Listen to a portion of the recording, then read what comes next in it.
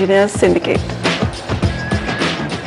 Okay, so we just discussed micro markets in the south, but what is 2014 going to look like for markets across India? While last year was mostly a year of survival for the real estate space, given the global recession, volatile rupee and the subdued buyer sentiment, is 2014 going to be any better?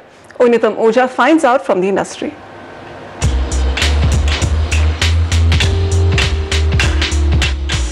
"2013 was a tough year for the real estate sector.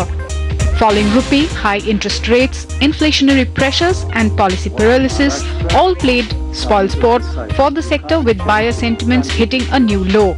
In this new year, the sector is expecting a turnaround, betting big on the general elections round the corner. The industry is pinning hopes on a mid-year turnaround post the elections. Overall economy is going to be better, and so with the real estate.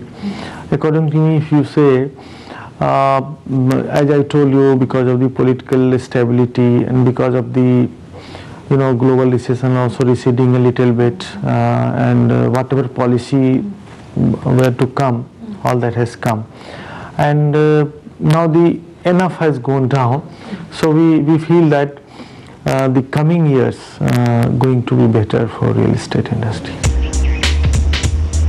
But the upturn will take its own time, given the fact that policy implementations do come with a time lag. The industry on its path is ready with its to-do list for the government to help the sector get back on the growth path. A single window clearance to be provided to the developers for faster and transparent clearances to happen. The second is land for affordable housing to be unlocked. And the third one is external commercial borrowing, which currently is available for affordable housing, needs to be extended to the mid-segment as well. In 2014, industry leaders are expecting realty prices to go north, and major legislations like the Land Acquisition Bill and the Real Estate Regulatory Bill's impact are expected to kick in, further impacting prices. We speculate the prices may even go up. I don't speculate that prices will remain stable or going down.